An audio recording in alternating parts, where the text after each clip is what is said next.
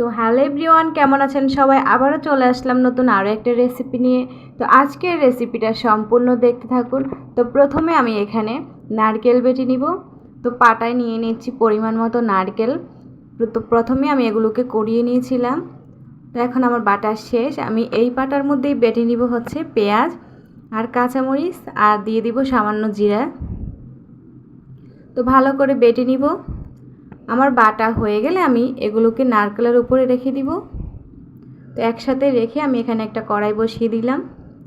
তো কড়াইতে প্রথমে আমি দিয়ে দিচ্ছি পেঁয়াজ আর কাঁচামরিচ। তো পেঁয়াজ আর কাঁচামরিচটা লাল হতে হতে এখানে আমি নিয়ে নিলাম একটু মাছের ডিম। তো এই ডিমটা আমি একটু লবণ আর একটু হলুদ দিয়ে ভালো করে মেখে নিব। আমি আগে থেকেই ভালো করে ধুয়ে নিয়েছিলাম। এখন ভালো করে কচলিয়ে নিচ্ছি। তো আমার মাখা হয়ে গেলে আমি এখানে পেঁয়াজ লাল হয়ে গেছে, এখানে দিয়ে দিব। তো ডিমটা দিয়ে আমি ভালো করে নেড়েচেড়ে ভেজে নিব।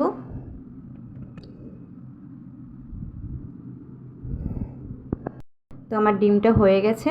এখন আমি এখানে নারকেলটা মেখে নিব।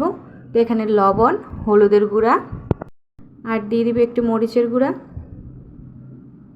তো আপনারা আপনাদের পরিমাণ অনুযায়ী দিবেন। এটা একটু ঝাল ঝাল হলেই ভালো হয়, সেজন্য আমি মরিচটা একটু বেশি দিলাম। তো আমার মাখা হয়ে গেছে, এখানে আমার ডিমটাও প্রায় হয়ে গেছে। আর একটু নেড়ে চেড়ে আমি নারকেল বাটাটা এখানে দিয়ে দিব। তো দিয়ে দিচ্ছি নারকেল বাটাটা দিয়ে আমি আরও কিছুক্ষণ নেড়ে চেড়ে ভেজে নিব। তো একটু ভাজা হয়ে গেলে আমি এখানে একটু পানি দিয়ে দিব। তো এখানে পরিমাণ মতো পানি দিয়ে আর একটু সিদ্ধ করে নিব। তো এখানে আমি একটু ঢাকনাও দিয়েছিলাম যাতে সিদ্ধটা ভালো হয়।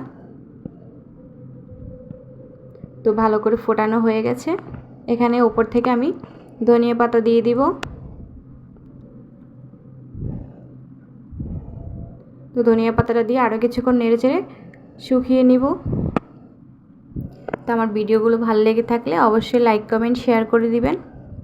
ফলো করে পাশে থাকবেন। ইউটিউব থেকে দেখে থাকলে অবশ্যই আমার চ্যানেলটা সাবস্ক্রাইব করে দিবেন। তো রান্নাটা কেমন হয়েছে অবশ্যই কমেন্টে জানাবেন। আজকের মতো এই পর্যন্তই, টাটা।